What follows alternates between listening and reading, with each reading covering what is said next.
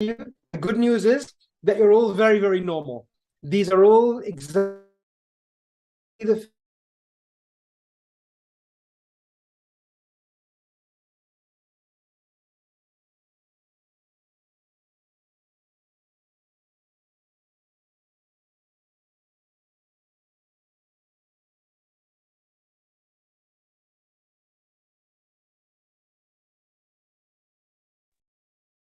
Okay, I think I lost the connection for a couple of seconds there. Am I back? Am I audible and visible again, Samir? Yes? Can you hear me and see me? Can everybody hear and see me?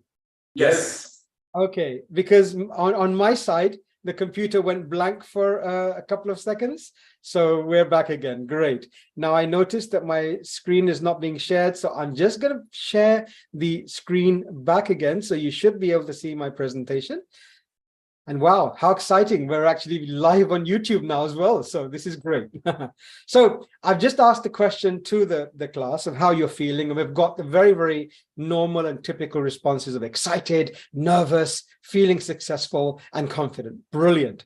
So welcome to the session, which I have been invited by my good friends at Airtech. Samir, thank you so much for inviting me to be here today. I have been anticipating very excitedly this session. It's called 7 Keys to Kickstarting Your Career with a Bang. And today being Friday, the 8th of September, I've been introduced as Rahman Akhtar. I'm a training and development consultant at the world's most profitable company. I can say that officially now, that Saudi Aramco is the most profitable company in the history of the world. And, you know, this hasn't happened by accident. We're a company that really believes in productivity and efficiency. And here we are right now, alhamdulillah, alhamdulillah. And it's been my pleasure to be at this company for quite some time. So before we go into the content, who is Rahman Akhtar? Who is this chap standing on your screen right now?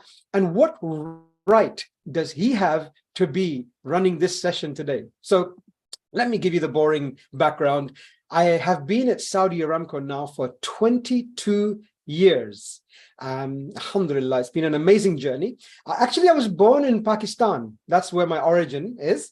And then I moved to London at the age of just 4 years old, which is why I speak in this funny accent. I hope that you can all understand exactly what I'm saying. I have been told by Samir that English is no issue and that all of you are, mashallah, mashallah, international students. So 22 years at Saudi Aramco. I'm a training and development consultant.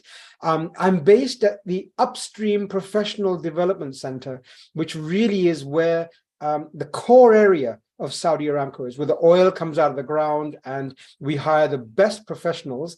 And I'm a senior facilitator on the onboarding program for young professionals. So my target audience at Saudi Aramco, very, very similar to the audience that we have here in front of me in the audience. So I'm speaking to my normal family audience here. I am certified in change management and career counseling. I spent a lot of years doing this, so I do know what I'm talking about. But as you can probably tell, my big passion in life is to talk about personal development, whether that's for myself or for other people like you, young professionals. I help people become the best version of themselves. And you know what? The magic is in that process, I also learn a lot from you guys. So that's the kind of professional introduction. Let me give you a little bit more of a fun introduction. I'm going to tell you now 6 facts about me, okay? But there's one catch. One of these things is a lie. All right, and I'm going to try and catch you out. So in the chat box, I would love you to tell me the number of the fact which you think is the lie. So here we go. Number 1, I am a grandfather. Number 2, let's just go back to the presentation. Number 2, I flew an airplane solo by myself at the age of 16. You think that's a lie or true? Let's hear all 6, then you can tell me which one is a lie. 3, I have met face to face, I should put the late Queen Elizabeth II, who is now sadly passed away. In fact, today happens to be the 1 year mark for her passing away. She passed away today, a year ago. Did you know that? Well, there you go. Now you do. And I met her. 4, I lost 30 kilograms of weight during the pandemic. What did you do in the pandemic? Did you put on weight or did you take it off? Tell me in the chat box. Come on, guys, don't be shy. I want you to interact with me. Oh, Abdurrahman has already voted. He didn't even bother waiting for fact number 5 and 6. He is very sure that I did not lose 30 kilograms of weight during the pandemic. Number 5, I have performed stand-up comedy in an active war zone. In an active war zone. Judy thinks it's number 2. She doesn't know how someone who's 16 could fly a plane. Number 6, I ran 200 kilometers last Ramadan while I was fasting. Okay, so here we go. I've got a few confused looks in the room there. I can see you guys pondering this. Oh, lots of votes coming in for 2. Even Airtech, the team there, tell me it's number 2. Faisal thinks number 6. How can you run 200 kilometers in the month of Ramadan while you're fasting? Suleiman says number 3. I met the Queen.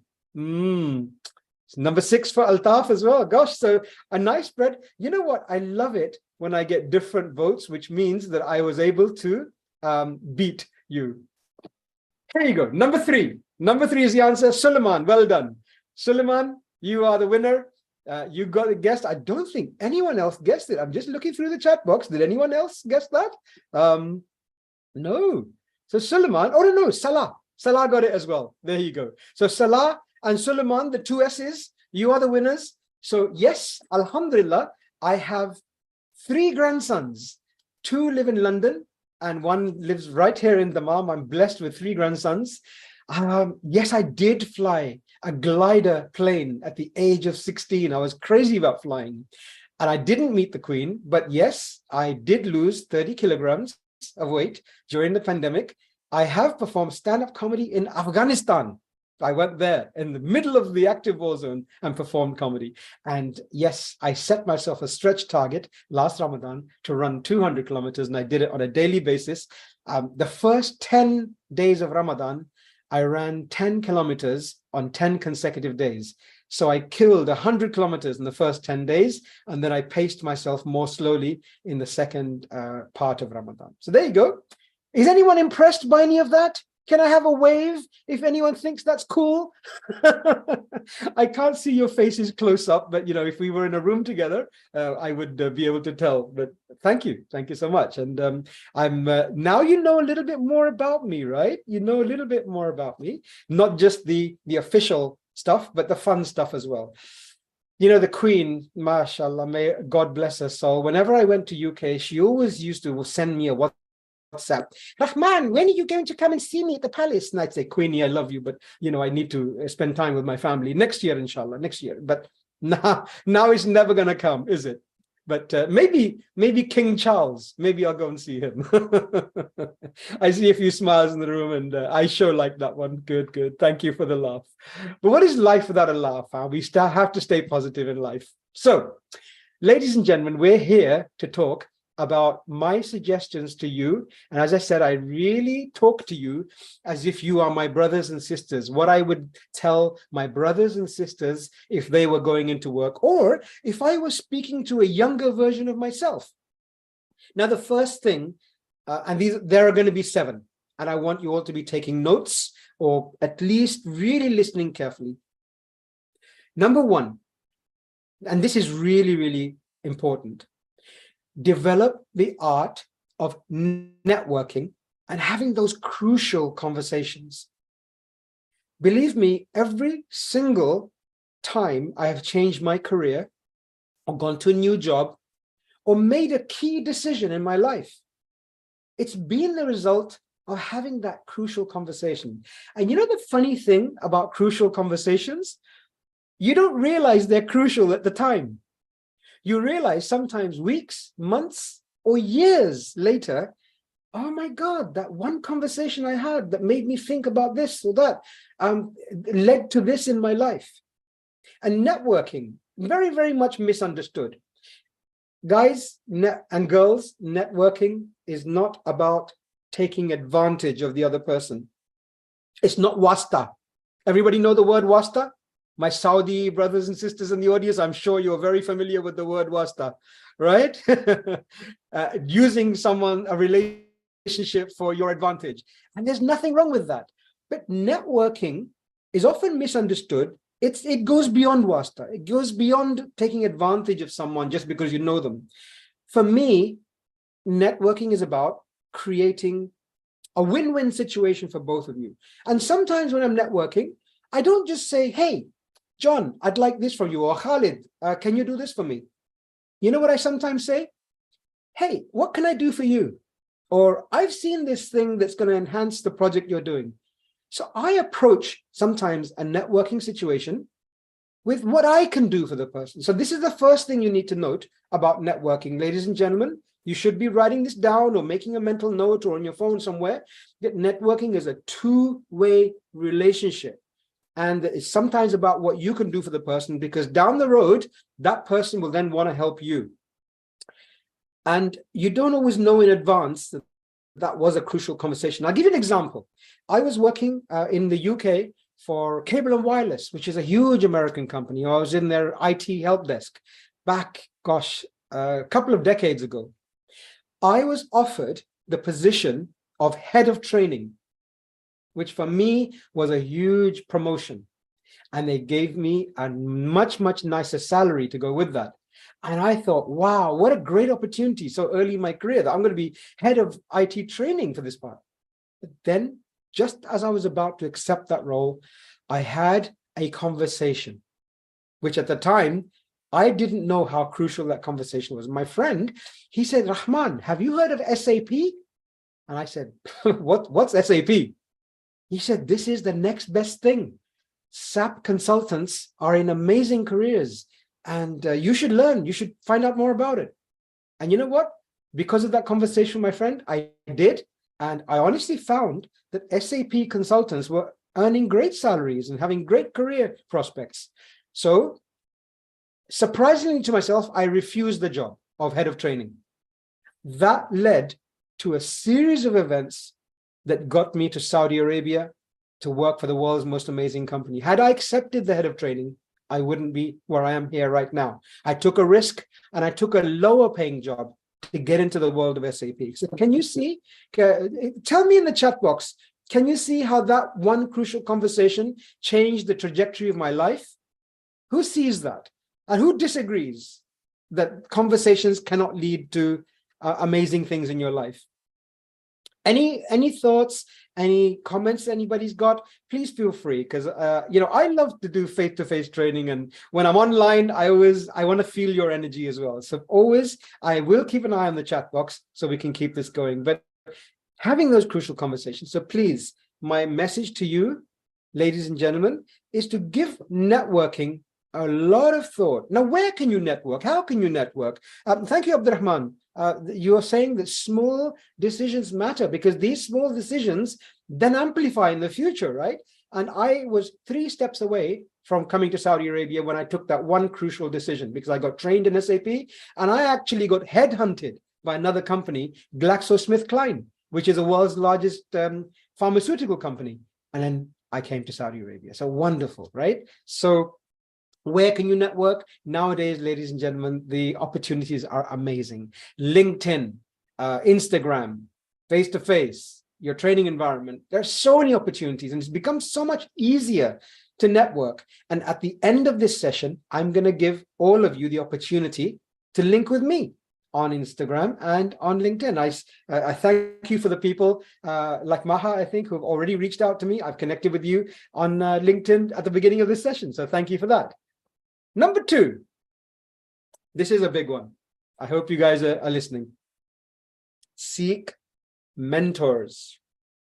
How many people in this room have already used mentors? Samir is a big mentor, I believe. Give me a yes or no in the chat box for those of you who can chat. And the people on the video call, can you give me a thumbs up if you have used a mentor? Great. The good-looking chap at the front with the black t-shirt, he says, yes, he's used the mentor. Good. Well, I think you're good looking because this is a long shot. But if I come to Istanbul, I'll he's feeling very modest. Thank you. And Suleiman hasn't, and Saud Al-Safi has. Yes, excellent. Sorry, Altaf has. Sorry, and Saud Al-Saf has. Suleiman hasn't. Okay, so it's a mixture in the room. Ladies and gentlemen, believe me, this can be a game changer. So what is a mentor? What is a mentor? Let's just get this clarity right away. Does anyone in the room want to tell me just their definition of a mentor? Those of you who've used it, Altaf, you've used mentors. Saud, you've used a mentor. How would you define a mentor? Who is this person? What do they do for you? Just a couple of words. I want to see what understanding you have of a mentor. I'll give you a second to type. So Faisal is saying that someone who can point you in the right direction. Oh, gosh, lots of nice answers coming in. Excellent, excellent. Loving the energy. Someone who can point you in the right direction. Abdurrahman says the right path. Someone who gives you in your advice, guides you in your career, says Aisha. Salah says, an unexperienced advisor. Wonderful. Yes, yes, I love that. Someone who gives you advice and someone who gives you guidance, says Saud. Thank you. All extremely good answers. So put in a nutshell, and these are all good. Faisal says, helps correct your mistakes while doing a job. That is definitely part of a mentor. So if I just put it in a nutshell, it's someone who knows more than you about something. That's it. And they facilitate your learning. They don't necessarily teach you. That's a teacher or a coach, but a mentor helps you learn and pushes you, as you said, all of you said, gives you advice, Aisha said, and gives you guidance. Now, does a mentor need to be younger, same age, or older than you? What's the age factor here? Should the mentor be older? Yes, no? And all the people on the video call, you can give me a thumbs up for yes and thumbs down for no. All right, that way I get it. So does the mentor need to be older than you? You think yes, yes, no? So down means no, he doesn't need to be older. Aha, thank you, thank you, thank you, Aisha. I'm loving Sahar, just more experience. Aisha and Sahar and Judy, you've all got the right answer. And Faisal, and Abdurrahman says, just wiser. Just wiser. Wonderful. This is exactly right. So one of my mentors is 17 years old, right? He's 17 years old and he's my mentor. He also happens to be my son, right? But he knows things about technology and social media that I don't know. So he's my mentor. So there's no need for a mentor to be old. Now, why does getting a mentor make such a big difference to your life? As you've rightly identified, they guide you, they give you this learning environment, but they push you. They push you, they question you, and they make you challenge your own decisions.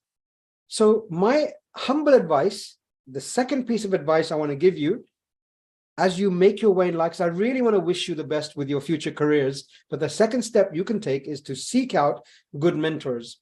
Final thing I'll tell you about mentors, they're not always free, all right?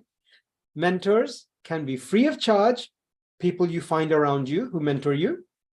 I have paid a lot of money for people to mentor me, and it's money that has paid me back 3, 4, 5 times over. The return on investment on paying a mentor is amazing. And during my life, I've had so many mentors, and I'm proud of the fact that I've used them. Okay, let's move to number 3. I don't want to labor each point too much. You guys are busy people. You've got a Friday to enjoy. The third thing I would say to you, and a really good step you can take for your careers, is to sharpen your communication and presentation skills. By way of just answers in the chat box, tell me if you find this stressful. Is this something that is stressful to you and you think, oh my God, am I ever going to conquer this part of life?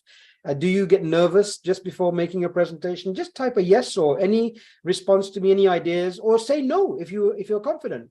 So yep, Altaf is saying that he or she, I'm really sorry, I'm not gonna, I'm looking at the picture, and I'm sorry if I've got the wrong gender there, depending on the place, right? Abdurrahman says depending on the place.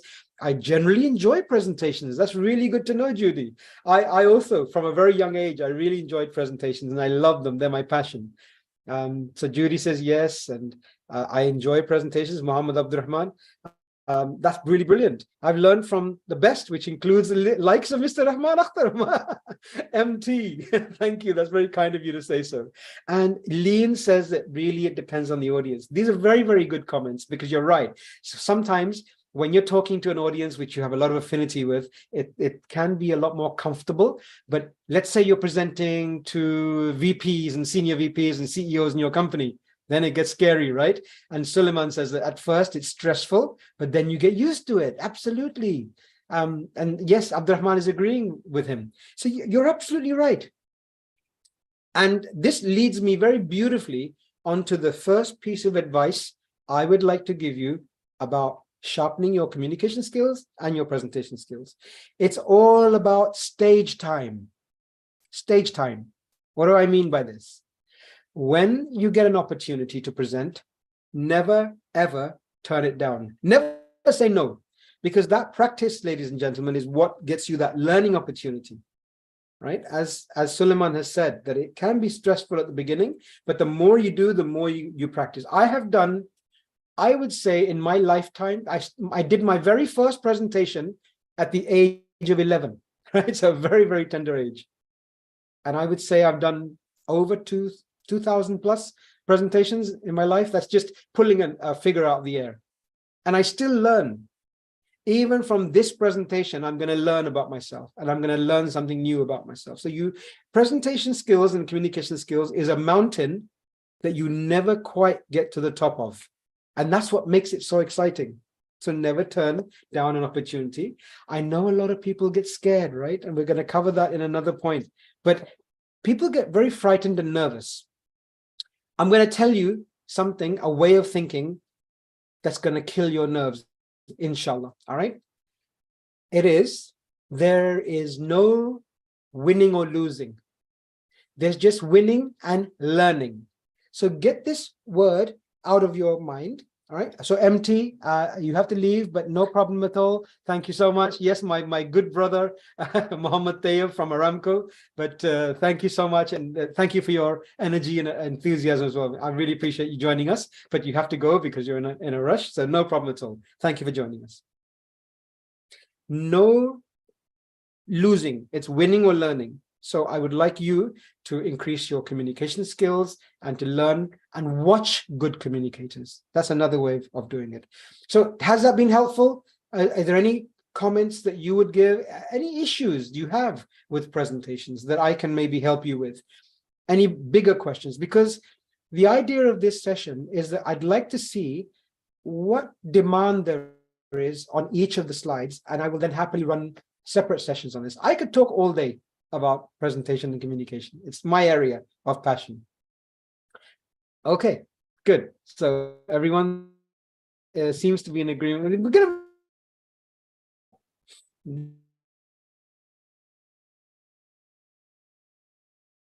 to find yourself. Find yourself. You might wonder what I mean by this. And okay, we've got a question from Suleiman.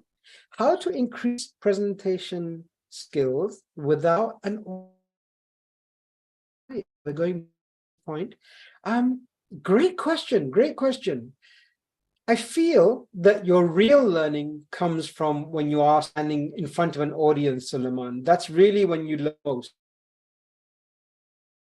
Right? And Abdurrahman is also talking about how to stop nervousness that comes in the beginning of a presentation. Would you believe I was in the beginning of a presentation? Technique comfortable. Abdurrahman, what did I do at the beginning of this presentation to make myself and yourself comfortable? Can you think back to the beginning of this presentation?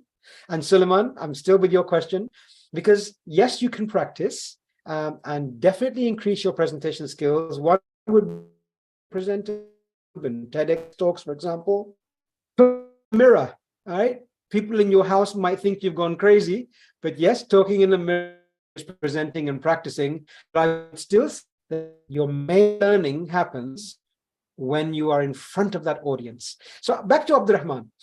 What did I do? Or anyone can answer. Anyone can answer. If I was feeling even a small amount of nervousness, and to be honest, my nervousness was more about the technology than about being in front of you guys and girls, because the technology doesn't always work properly when you're doing a live session. But what did I do?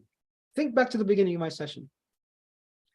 I decreased the tension, Faisal. How did I do that? Okay, yes, Aisha, I had a bit of a joke to make you comfortable. I love humor. I'm a stand-up comedian.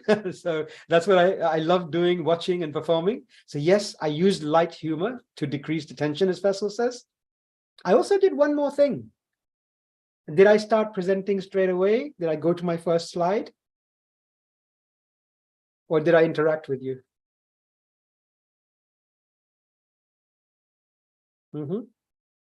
Just one. I just need one person to type what you think the answer is.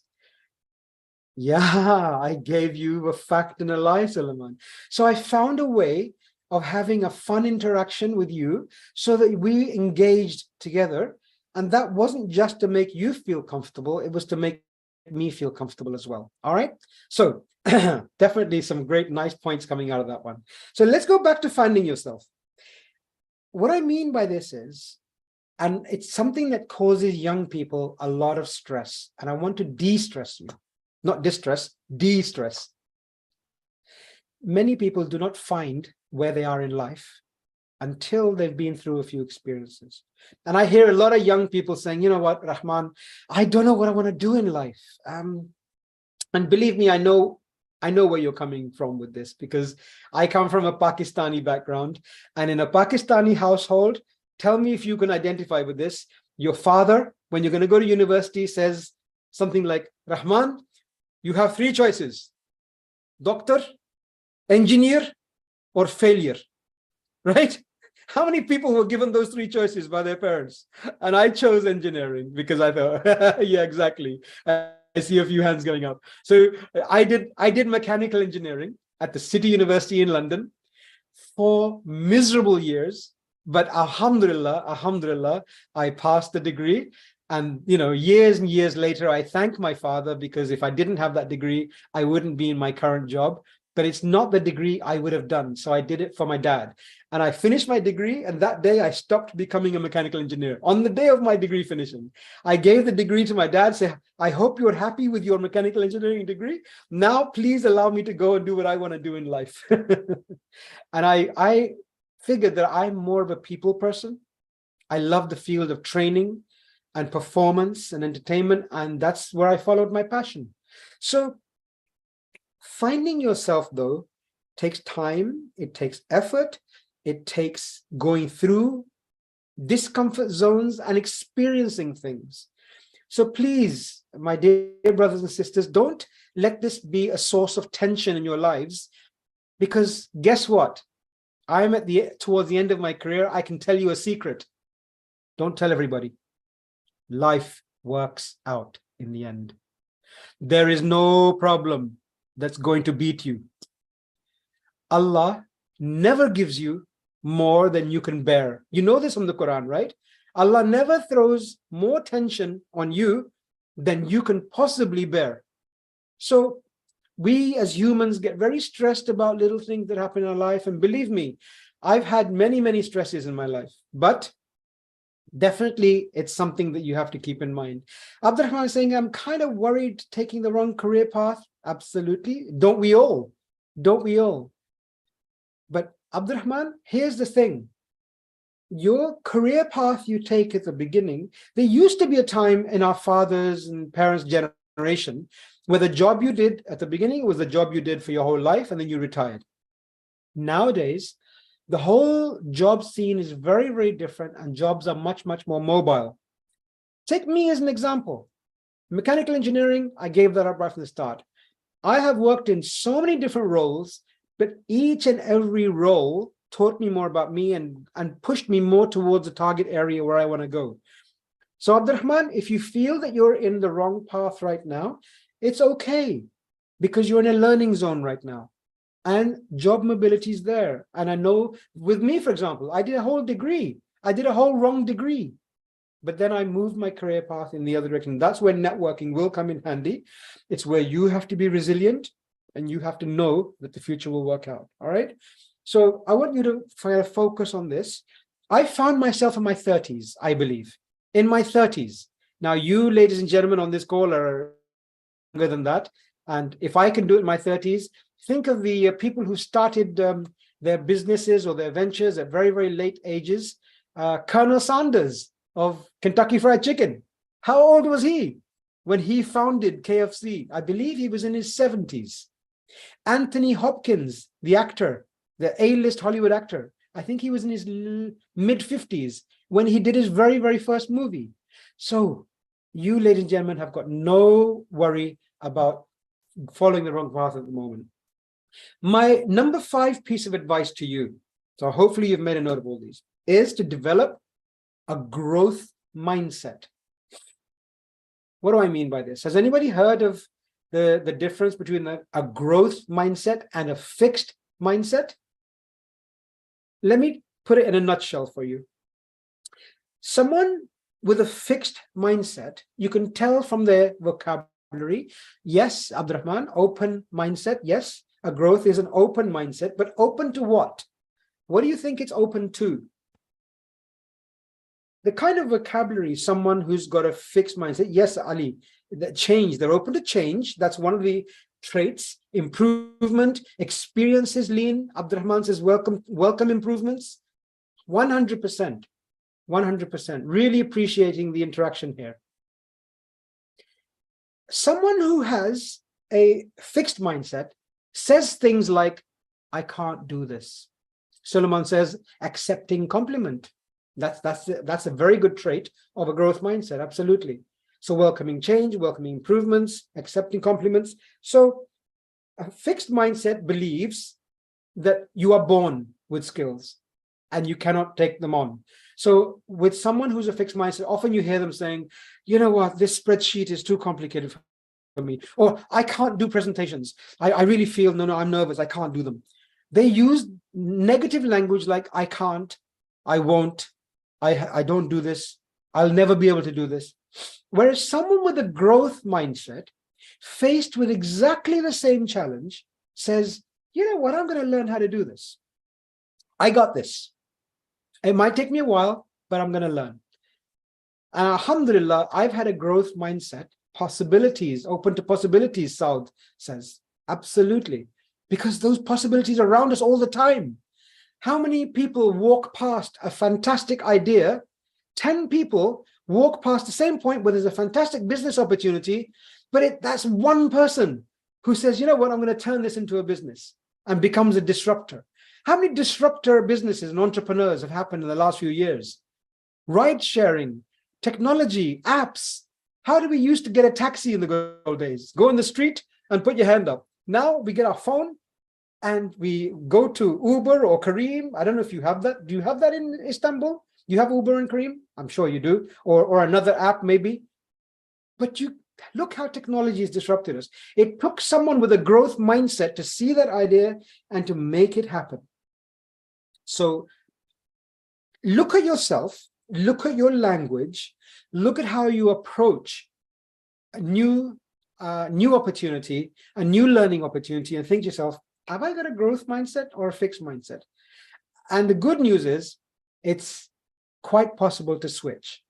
You can make a mind shift into the other area, and this opens up to you, as Saud has just said in the chat box, a whole world of opportunities, a whole world of new opportunities that you never ever would have seen. Because you know what? Mindset people see obstacles. That's what all they see. I can't do this because. I can't do this because. I wasn't born with this. I don't have money. What do you think growth mindset people see? They see challenges, not obstacles. They challenges. So Salah is asked the question that I was expecting.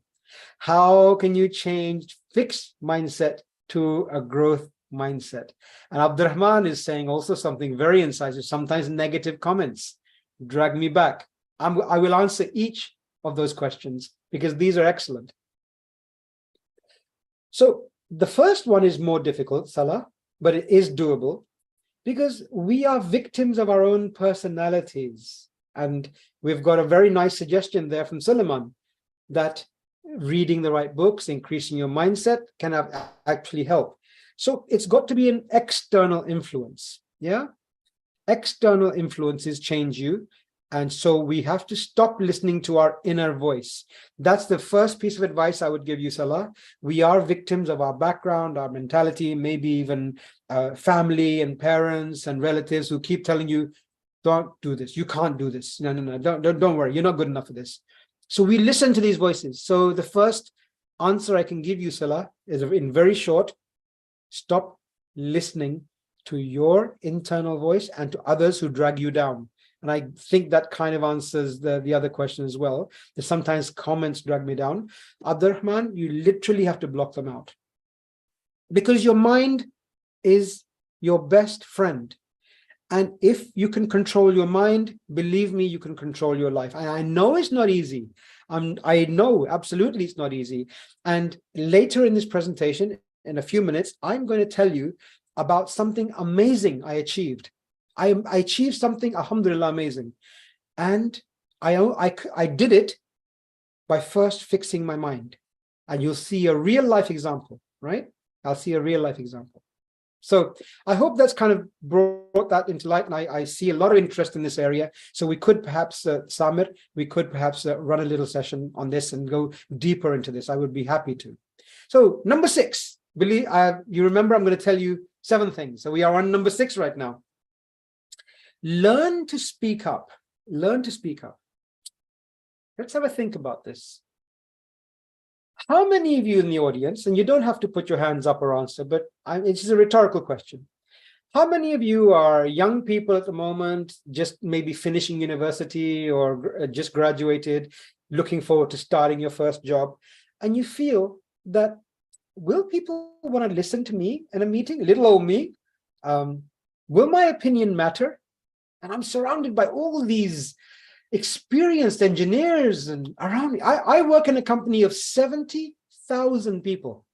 Saudi Aramco has 70,000 employees.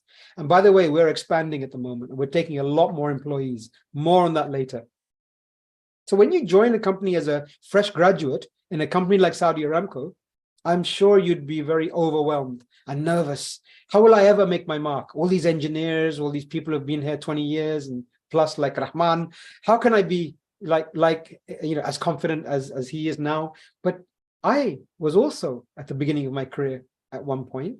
And my advice to you, here's my number 1 advice. Be polite, but try to be assertive. How can you be assertive? There's one truth that every company realizes, that the future is with young people in our companies. The future of Aramco is with young people. And I actually teach a lot of them in my normal job. I train young professionals who have got the highest grades out there. The future is with them. We cannot afford to ignore you. Okay, so whether you're Gen Y, Gen Z, Gen X, or whatever, we want to hear your ideas. And if you feel disrespected, if you feel shut down in meetings, find a way of asserting yourself, but politely. You don't have to be rude, because you deserve a level of respect for the knowledge and energy that you bring to our work environment. And it would be a very short-sighted manager who didn't see that.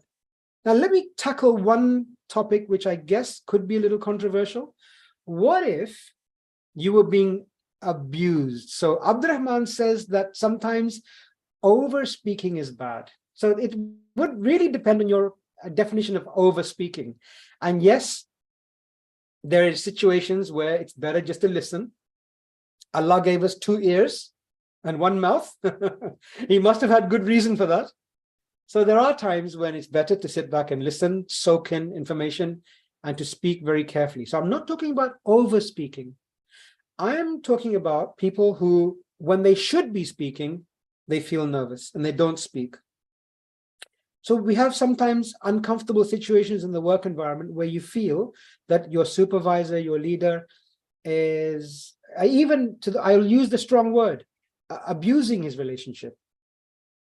The longer you let that situation go on, the longer you feel that you're being shut up and you're not being listened to, or your opinion, the more permission you are giving that supervisor, him or her, to allow them to be like that. All right. So Abdurrahman has explained his comment that when they're uncomfortable with management, for example, and that discomfort, I would argue, again, comes from you. You're a victim of your own personality. So developing confidence will reduce that. And you have to look into, why am I uncomfortable? What is it? Is it about me and my relationships with older people? How can I control that? How can I be more confident and speak up? So this is, again, a whole new area, and I won't go through it right now, but you see where I'm heading with this. All right. I'm coming towards the end of my time, so I want to not go too deep on each one, but great questions in there. And I hope, Samir, you or one of your team are making a note of all these excellent questions. So I'm going to go to number 7. Feel the fear and do it anyway. I'll go around the room. Tell me in the chat box something that you were really, really scared of doing, but you said, you know what, I'm going to do this. Tell me, what have you done? So I flew a plane. That's my little one. I flew a plane. I was feeling very scared, but I flew it. And then I carried on. I had a love affair with flying. Anyone else here done something they thought, oh, this is going to be really dangerous? I got married. That was dangerous. I was really scared, but alhamdulillah, worked out just fine. I did it anyway. You got that to look forward to. Has anyone done something? Jumping from 10 meters in a swimming pool. You're a brave man, Abdurrahman. I've jumped from a plane, but I find it very hard to jump off a diving board in a swimming pool. 10 meters is actually a long distance. Well done. Skateboarding, but you're still doing it, Altaf. Scuba diving. We have a scuba diver in the room, Suleiman. Swimming, and I'm doing it, Aisha. Absolutely. And swimming, it doesn't come easy to everyone. You know, I swim like a rock. Some people do lengths of a swimming pool. I do depths. I go down to the bottom and come up. So there's all these fears we have in our lives. Some people have very rational fears like spiders, and some people are scared of flying. But let me tell you something really, really magical. And it's something I found time and time again in my life. If you feel fear of something, but you're somehow able to conquer that fear, you go into a magical zone of learning. The magic only happens outside your comfort zone. And as human beings, we love to be in our comfort zone. I like to get up at this time. I like to eat this kind of food. I like this kind of subjects. I love these kinds of movies. I won't watch anything else. But I have found time and time again in my life, the moment I step out of my comfort zone, incredible opportunities present themselves to me. Did you find that, Aisha, Suleiman, Altaf? Huh? Did you find this in your life, that as soon as you try something new, as soon as you jumped off that board, Abdurrahman, did you find out something about yourself? Suleiman says, yes, absolutely true. And life is about experiences, 100% experiences. And Altaf agrees, also Suleiman agrees. Abdurrahman says, as someone said, the moment you feel uncomfortable, it's exactly where to jump. And this improved me a ton. Oh, Abdurrahman, I love your growth mindset. Really brilliant. Yes. I heard our CEO, Mr. Amin Nasser, talking 2 days ago at the UPDC where I work. So he's the chief executive officer and president of our entire company. And he came to UPDC 2 days ago. And one of the most amazing things he said was, the day that you don't feel like going into work and you feel uncomfortable about it and you feel out of your zone, that's the day you should retire, right? That's the day that you should say, okay, I don't love my job anymore. It's that feeling of fear and dread and thinking, why am I doing this? Now, 3-2-1 method, Salah. Oh, that's intriguing. I have no idea what that is. Please teach me. So I don't know if people can come on the mic, or Salah, please feel free to unmute yourself if you have the ability. I'd love to hear. What's the 3-2-1 method? Basically you just count down from 3 to 0, and then you just jump without thinking anything, no thought system. Wow. My parachuting instructor used that method on me. I was standing at the door of the plane, and I was thinking, oh my God, what have I done? So Abdurrahman, Salah, that's wonderful. He used that technique on me. Do the fair in 3 seconds, Abdurrahman says. Wonderful. And by the way, anyone else who would love to come on the mic and interact with me, I'm more than happy. We're coming up to the top of the session now because I want to allow some time for questions from you guys and girls, because that's really where a lot of the learning is going to happen. So that's 7 points. I said I'll give you 7 keys, but guess what? I always like to give more than I'm asked. So I have a bonus for you.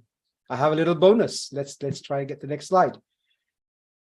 So how many of you would love to come and work in Saudi Arabia? How many would like to come abroad to over here? Let me see some hands up. Oh, Salah's waving at me. Yes, yes. And we've got Eid. Oh, Eid. We've got lots of fans of Saudi Arabia here. Nice. Muhammad. Who would like to come over and join a company like Saudi Aramco and make your future here? Whoa, everyone's waving now. Excellent. Aisha, right. So let me give you some honest advice about Saudi Arabia and how you could one day be contributing to the economy here. I'd love to give you some advice on this, okay? So listen up. This is some brilliant advice from someone who has worked in Saudi Arabia for 22 years. Saudi Arabia is booming. There is so much activity happening in this country, and I'm sure you are aware of this. You are right next door to us. You know, I think from Dammam, where I live, it's my nearest airport is Dammam. It's only like a 3-4 hour flight to come to Istanbul. I hope to be making that flight sometime soon, inshallah. This country has gone through an absolute huge shift in change, and it's been driven obviously by Mohammed bin Salman and the changes in the Vision 2030. So if you want to do some background reading, I would, after this session, just Google Vision 2030. And it's only 6.5 years, 6 and a bit years away now, Vision 2030. And it's a whole shift in the way of thinking in this country, the mega projects that are happening. So depending on your industry, we are taking on a lot of employees. So that's the good news in every field, from construction, finance, engineering, inspection, being employed in Saudi Arabia. Now, here's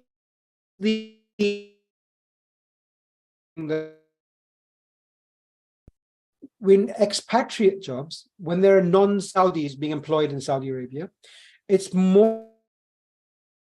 We, for example, take on our interns. You lot are roughly in that area right now. Your interns, or take Saudi nationals. As you might imagine, it's nationalization, Saudization. We normally take Saudi nationals. When do we take expatriates? When do we take non-Saudis? When you have relevant experience for a role. So if you come to Saudi and pitch yourself at a Saudi company like Aramco, like Sabic, Neom, Red Sea Developments, you have to show relevant experience already. 5 years, 6 years, 10 years would be nice. I had to show 10 years experience before I got my role here. So that's the one thing to learn. I get a lot of approaches from young people. I want to come and work for Saudi Aramco. Can you help me? And the answer is yes, I can. But you need to, the way to do it is to hit our website, SaudiAramco.com. It has a jobs section there, and all open job requisitions are given on the Saudi Aramco website. You can see what we're hiring for, and you can apply right there through our portal. And the good news also is that Saudi Aramco is no longer the only show in town. There was, I don't know, 10, 12 years ago, Saudi Aramco was the one single biggest employer. The whole world and his brother wanted to work for Saudi Aramco. And when you got a job in Aramco, you never left. The Saudi of today is very, very different. There are many, many jobs available. For example, Riyadh, the capital. All over Saudi, there are companies hiring fresh talent, and they need young people, but with a little bit of experience, okay? I hope that's just a teaser of the employment market here in Saudi, all right? So let's do a very little recap. I want you to really take the main lessons that I've given you in this session. So I told you the one was that you should have a network and have those crucial conversations. So if anyone wasn't taking notes, this would be the right time for you to take notes here. Number two, we talked about seeking mentors, and it's not just about one-way relationships or taking advantage of people. It's not about wasta, but having that two-way win-win situation. We spoke about sharpening your communication skills and presentation skills, because this is the currency which you'll be using throughout your career. Find yourself, find your passions. What gives you joy? What job would you say, if I had that job, I would do it without payment, right? That's the test. My current job, I would do this without payment, but don't tell my boss. Have a growth mindset. And we looked at how growth mindset and fixed mindset are different, but try to develop that growth mindset. Learn to speak up at meetings, learn to advocate for yourself, feel confident, feel the fear and do it anyway. Like our friends did with the swimming and all the other activities we did. What did people do? They went skateboarding and jumping from 10 meters. Feel the fear and do it anyway. And this also applies to jobs that you might not think is in your area, but you felt that real fear and you did it anyway. But I want to end on a little bit of an important note, which hasn't been covered by the rest. There's a foundation that lies underneath. You can see this guy walking up the steps, or girl. This is you walking up the career ladder. Before you consider any of these 7 things, there is a foundation that lies underneath those 7 things. Can anybody guess what that might be? What's the foundation of life? Tell me. What do you think I might be referring to? I really would be very impressed if somebody got this. Before you do anything in life, before you get any of these, okay, I've got one message coming in. Let me scroll down. Oh, 2 messages. Wonderful. People are guessing. Internship and volunteering, knowledge. Okay. Decision. I like the way you're thinking, Aisha, all you guys, but no. Something even more fundamental. Basics. Say again? Have the basics, fundamentals of your career path, for example, what you're going to do. What one thing, go on, please. Carry on. Yeah, the foundation, I think, is the religion and the knowledge you gain. Okay. Yeah. Good answer. So decisions, internship, volunteering, knowledge, but you're all thinking in a different area to which I'm thinking at the moment. Something which affects our very existence on earth, and something which affects our energy, our attitude. What do you think that we should all work on? So good answers here. Knowledge, motivation, very good, Suleiman. Motivation as well. Passion. These are all, none of these answers are wrong. But let me tell you the thing that I have in mind. I would love to advise you young people. If you started this today, you will be in a much better position into your 30s, your 40s, your 50s and 60s. And that is, let me give you the answer. Aisha, I love the way you're thinking as well, action. And I truly believe that's it. But your mental and physical health. Anyone surprised by that answer? Your mental health and your physical health underlies everything you do. What's the point of having a great job, having a great family life, if you're not there to enjoy it when you get to my age? Okay. And I want to end with a personal story, and then I'm going to hand back over to you, Samir, and any questions. But a few years ago, I found myself in this position where I became very, very overweight. I had pressures of the job. I had family pressures. I had so many pressures around me, and I ended up letting my health go. But I decided to take control. And this is what happened. That's me on the left, wearing my very comfortable clothes in Pakistan. And even they were so comfortable, I still couldn't fit into them. And that's me at 107 kilograms. I decided to take control. And that's how I can do my job with energy and passion now. On the right, that's me at 75 kilograms. So at the beginning, I told you that I lost 30 kilograms in the pandemic. Here is proof. And it completely puts life on a different footing. That's me on the left again, when I was at my worst. And it affected everything around me, my health, my relationships, my relationship with work, and how I could efficiently function as a human being. So, my dear brothers and sisters, you are at a very young age, 30 minutes a day invested at your age will have huge effect on your life when you're in later on. Those of you in the room who will understand this will understand it. Those of you who are going to ignore me will ignore me. But a very, very wise man said once, make time for healthy eating and exercise now, or make time for illness later. It's the same thing. You're going to spend the time, whether you spend it in the gym now, or you spend it in the hospital later. So this is the words that I'd like to kind of leave you with. I hope that you've enjoyed this session. I have really, really enjoyed interacting with you. I'm still here, don't worry, and I will answer any questions. But one last thing, I would love to connect with you. I don't want this session to be the last time I meet you. So here are barcodes which lead directly to my Instagram and my LinkedIn. So take out your phones, take out your technology, and please connect with me if you like. I do put up a lot of posts. I specialize in helping young professionals do what I do. So it would be a pleasure for me to connect with you people. And please use this to send me a direct message if you like. I'm very, very open to direct messages. Okay. So that really is the end of the session as I see it, Samir, and the